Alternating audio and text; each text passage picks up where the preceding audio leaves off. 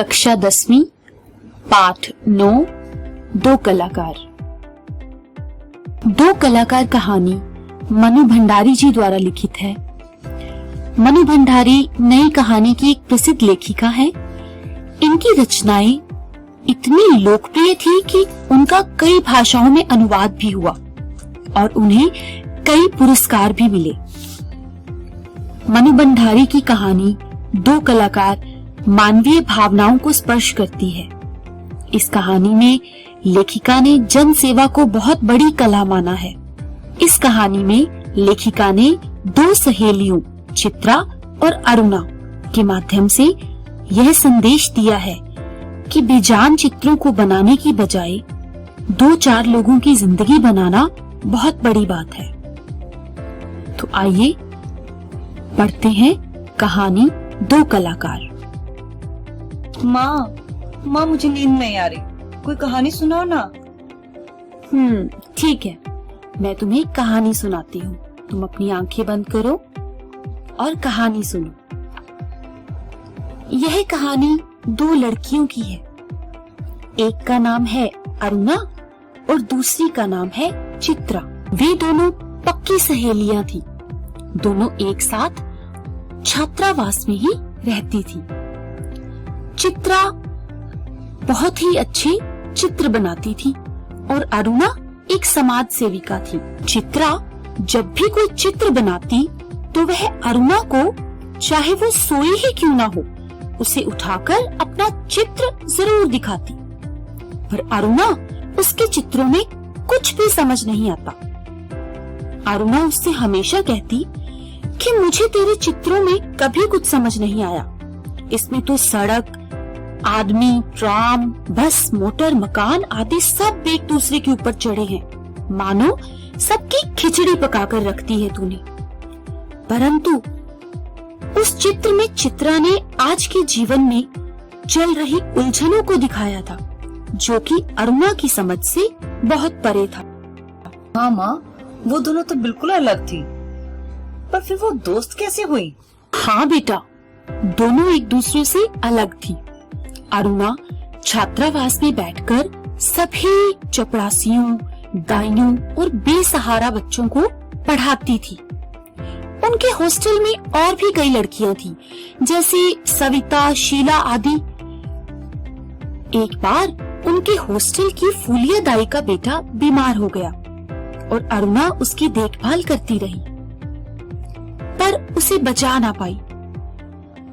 देर रात जब वो हॉस्टल में पहुंची तो सविता ने उसे ताना मारकर कहा कि अरुणा के तो ठाठ हैं। हॉस्टल में चाहे जितनी देर से आए, कोई उसे कुछ नहीं कहता। ये बात तो गलत है माँ, कितनी गंदी है सविता दीदी। हाँ बेटा, पर कुछ समय बाद दोनों सहेलियों को पत्र मिलता है। अरुणा को एक मनोज नाम के लड़के का पत्र मिलता है, जिससे उसकी शादी होनी होती है, और चित्रा को उसके पिताजी का पत्र, जिसमें उन्होंने उसे विदेश में जाकर आगे की पढ़ाई करने के लिए आज्ञा दी होती है। दोनों बहुत खुश हो जाती है। अरुणा और चित्रा दोनों ही विचारों में एक दूसरे से अलग थी। चित्रा हमेशा अरुणा को कहती कि तुम ये जो 10-20 बच्चों को पढ़ा देती हो, क्या तुम इससे निरक्षरता कम कर दोगी? क्या तुम गरीब और झोपड़ी में रहने वाली औरतों को हुनर सिखाकर, कमाने लायक बनाकर गरीबी दूर कर पाओगी? और अरुणा हमेशा चित्रा को कहती कि मुझे तो तेरी सारी कला, भाव, जो भी वो चित्र बनाती थी, बेमतलब लगते हैं। वो कहती थी, कागज पर इन बेजान चित्रों को बनाने की बजाय दो चार की जिंदगी क्यों नहीं बना देती? दोनों कितनी अलग थी ना माँ। फिर क्या हुआ? बस फिर एक बार अरुणा अपनी जन सेवा के काम के लिए प्रिंसिपल से अनुमति लेकर 15 दिन के लिए बाढ़ पीड़ितों की सहायता के लिए बाहर चली गई। जब वह लौटी तो चित्रा ने उसे बताया कि कुछ दिनों में मैं विदेश चली जाऊंगी। दोनों बहुत उदास हो गई, क्योंकि वे दोनों 6 साल से एक दूसरे के साथ रह रही थी। अब चित्रा की विदेश जाने की तैयारी थी और अरुणा की शादी की तैयारी होने लगी। फिर वो अलग हो गई क्या माँ? बस कुछ ऐसा ही। चित्रा की हॉस्टल से विदाई थी तो सभी ने एक पार्टी रखी, परंतु चित्रा ना जाने किस कारण बहुत देर से पार्टी में पहुंची। सभी ने उसका कारण पूछा तो उसने बताया कि गर्ग की दुकान के सामने पेड़ के नीचे जो भिखारन बैठी रहती थी वह आज मर गई है और उसके दोनों बच्चे उसके सूखे शरीर से चिपककर बुरी तरह से रो रहे थे। और बस वह दृश्य ऐसा था कि मैं अपने आप को रोक न सकी और उसे कागज पर उतारने लगी। तो क्या उसने उसका सारा चित्र बना दिया? हाँ बेटा, चित्रा ने उस मरी हुई भिखारन और उसके 2 रोते हुए बच्चों का चित्र बना लिया।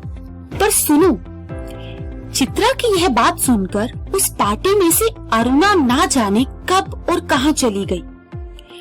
चित्रा को उसकी बाकी सहेलियां स्टेशन पर विदा कराई, पर अरुणा उसे मिलने ना पहुंची।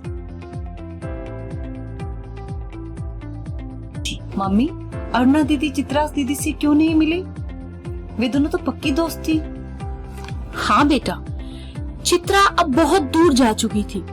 विदेश में उसका वही चित्र, मरी हुई भिखारन और बच्चों वाला चित्र, धूम मचा रहा था। उसका वह चित्र अनाथ के नाम से कई इनाम जीत चुका था। देश विदेश में उसकी चर्चा हो रही थी। उसे ऐसे लग रहा था कि उसके सारे सपने सच हो गए हों। माँ, वे फिर दोनों कभी नहीं मिले? सुनो तो, एक बार चित्रा के चित्रों की प्रदर्शनी दिल्ली में हुई तो वह फिर से अरुणा से मिली। पर अब अरुणा अकेली नहीं थी, उसके साथ 2 बच्चे भी थे। चित्रा ने पूछा, ये प्यारे बच्चे किसके हैं? तो अरुणा ने कहा, ये बच्चे मेरे हैं। तभी वे सब भिखारन और उसके बच्चों के चित्र के पास पहुंच गए। तो अरुणा के साथ जो बच्चे थे उन्होंने पूछा कि मासी, ये बच्चे कौन थे जो चित्र में हैं? और जब उनकी माँ मर गई तो इनका क्या हुआ? तो चित्रा ने बताया कि ये सचमुच का दृश्य था। इतने में अरुणा के पति आ जाते हैं और वो बच्चे उनके साथ चले जाते हैं।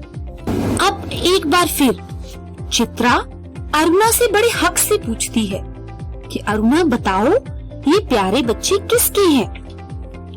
तो अरुणा उसी अनाथ शीर्षक वाले चित्र पर उसी मरे भिखारन के दोनों बच्चों पर हाथ रख देती है और कहती है कि यही है वो दोनों बच्चे। क्या माँ, तो अरुणा दीदी उस दिन इसलिए नहीं आई थी चित्रा दीदी से मिलने, क्योंकि वो भिखारिन के बच्चों को लेने चली गई थी? तुम तो बड़ी समझदार हो, बिल्कुल ठीक समझा। अरुणा उस दिन चित्रा की बात सुनकर उस भिखारिन के बच्चों को लेने ही चली गई थी। लेने भी क्या, उनको संभालने गई थी। तो चित्रा दीदी ने क्या कहा?